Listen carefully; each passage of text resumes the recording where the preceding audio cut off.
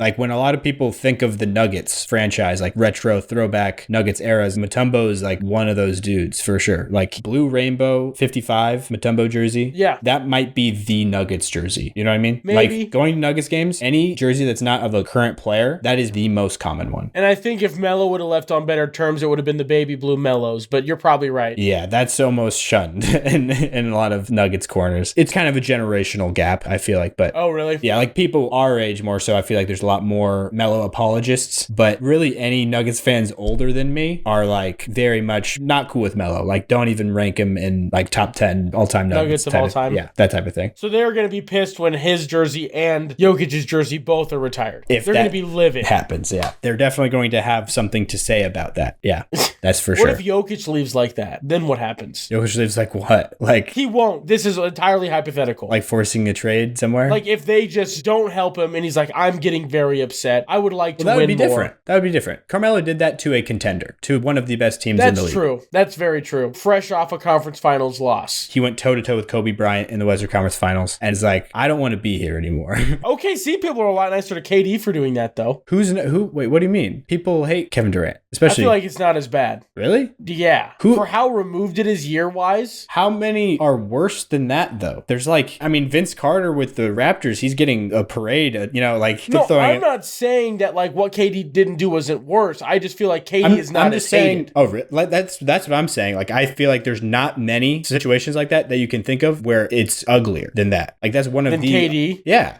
I mean, LeBron... Even now? LeBron came back to the Cavs. Melo got booed like 3 years ago when he came to Denver. Yeah, he got... I mean, so does KD in Oklahoma City. Not as often as...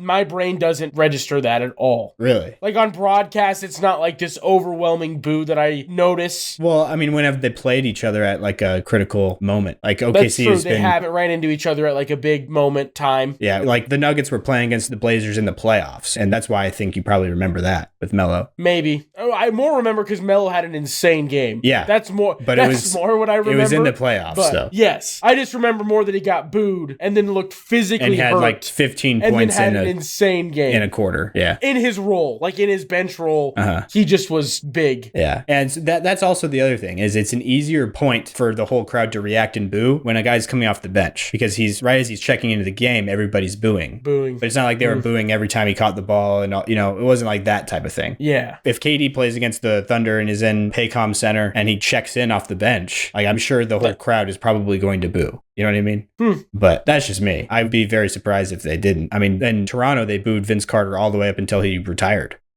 And like 4 years later now, for some reason, they're like making him the first retired jersey. Can we get an official, like, these are the jerseys from somebody?